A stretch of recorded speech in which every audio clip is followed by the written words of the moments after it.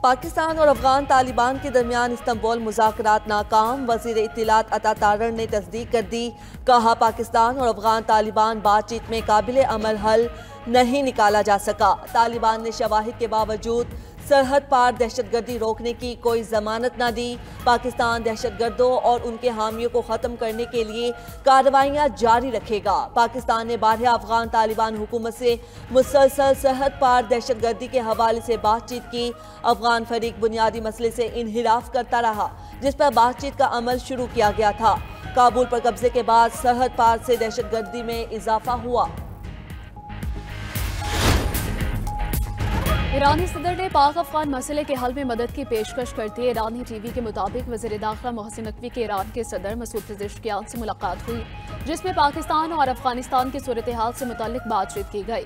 ईरानी सदर ने कहा कि पाकिस्तान और अफगानिस्तान के दरमियान तनाज़ात के हल के लिए हर मुमकिन ताउन और मदद फराहम करने के लिए तैयार हैं। वज़ीर दाखिला मोहसिन नकवी एक रोज़ा दौरे पर तेहरान पहुंचे हैं। मोहसिन नकवी तेहरान में ईसीओ वज़राए दाखिला इजलास में शिरकत करेंगे।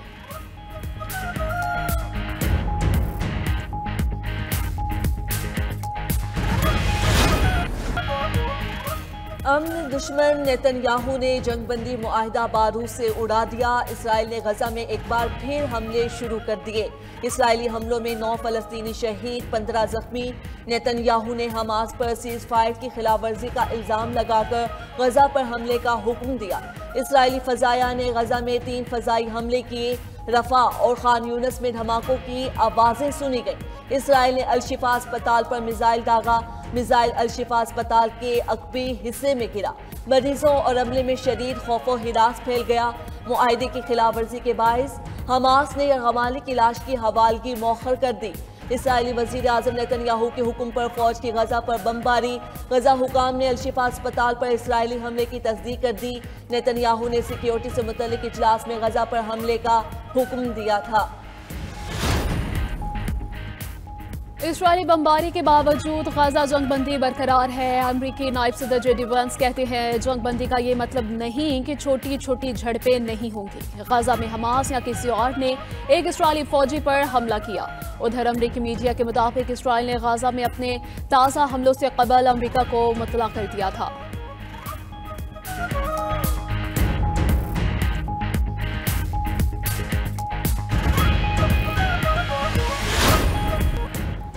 पाकिस्तान भारत की जंग में 7 नए तैयारे गिराए गए। तिजारत के जरिए जंग रुकवाई। जापान की नेवल बेस पर खिताब करते हुए अमरीकी सदर ने कहा कि पाकिस्तान के वज़ीर आज़म और फील्ड मार्शल से राबिता किया गया। दोनों बहुत अच्छी शख्सियात हैं। मोदी से कहा, जंग की तो हम कोई मुआहदा नहीं करेंगे। अमेरिका की मुदाखलत से 24 घंटे में मामला ख़त्म हो गया। पाकिस्तान और भारत 2 बड़ी एटमी ताकतें हैं। जंग होती तो पूरी दुनिया मुतासर हो सकती थी। ट्रंप ने तीसरी सदारती मुद्दत के लिए इंतखाबात में हिस्सा लेने की ख्वाहिश का इजहार कर दिया।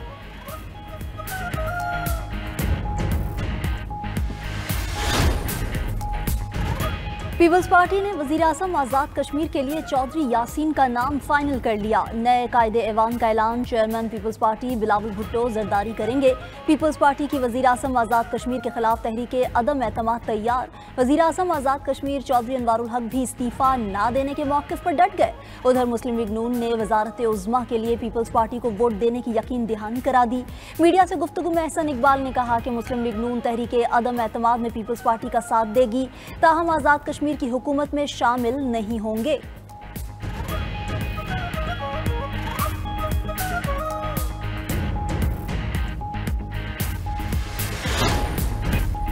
अफगान बाशिंदों को जगह किराए पर देने वालों के खिलाफ मुकदमा दर्ज करने का हुक्म। गैर कानूनी तौर पर मुकीम अफगान बाशिंदों की निशानदेही के लिए मसाजिद में ऐलान होंगे।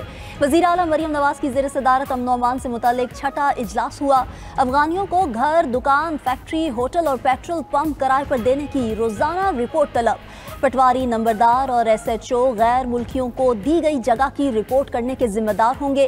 गैर कानूनी मुलाजमत करने वाले अफगानियों को भी कानूनी कार्रवाई का सामना करना होगा।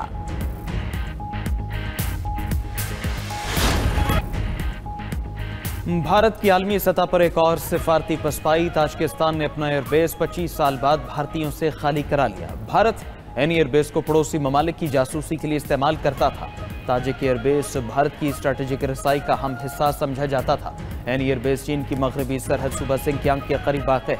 एयरबेस पर भारत के जदीद लड़ाका तैयारों के स्क्वाड्रन तैनात थे।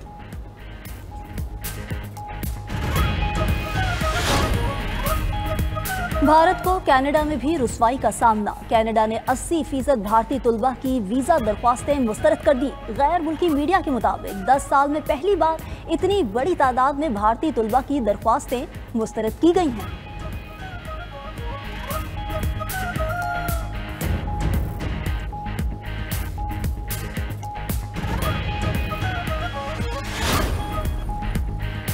अमेरिकी सदर जापान में सफारती आदाब भूल गए। जापानी वजीर आजम के साथ गार्ड ऑफ ऑनर के दौरान अपनी मर्जी करते रहे। जहां रुकना था वहां ट्रंप चलते रहे और जहां चलना था वहां हाथ मिलाने के लिए रुक गए। जापानी वजीर आजम तकाइची हर जगह साथ साथ उन्हें गाइड करती रही, फिर भी ट्रंप को समझ न आई। तकाइची ट्रंप की हरकत देखकर हक्का बक्का रह गई। सोशल मीडिया पर वीडियो वायरल।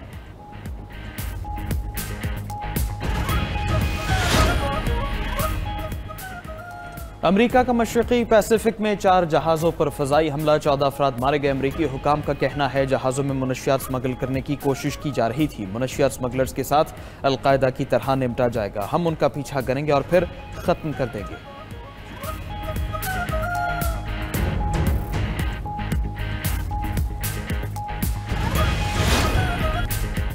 कीनिया में सयाहों को ले जाने वाले छोटे तैयारे को हादसा, 11 अफराद हलाक हो गए। तैयारा साहली इलाके कवाली में हादसे का शिकार हुआ। हलाक होने वालों में हंगरी और जर्मनी के सयाह शामिल।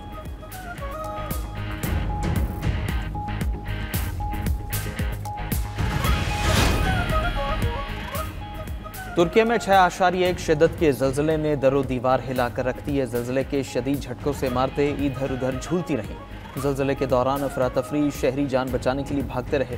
ज़लज़ले के झटके इज़मीर, मानसिया और तिगराक समेत दीगर कई सूबों में महसूस किए गए।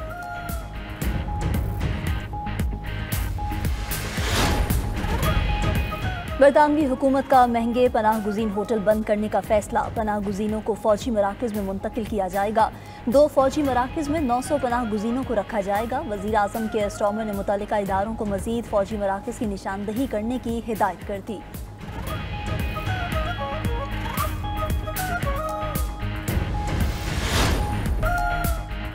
ब्राज़ील के शहर पुलिस का ऑपरेशन 64, जराइम पेश अफराद हलाक कर दिए गए। कार्रवाई का मकसद शहर के बड़े गैंग को निशाना बनाना था। ये कार्रवाई अक़वाम मुत्तहिदा के माहौलियाती इजलास से चंद रोज़ कबल हुई। रियो के गवर्नर का कहना था कि कार्रवाई में 2500 सिक्योरिटी एहलकार और 32 बख्तरबंद गाड़ियाँ शामिल थीं। अक़वाम मुत्तहिदा का माहौलियाती इजलास को 10 और 30 नवंबर से 21 नवंबर तक ब्राज़ील के शुमाली शहर बेलम में मुनक़िद होगा।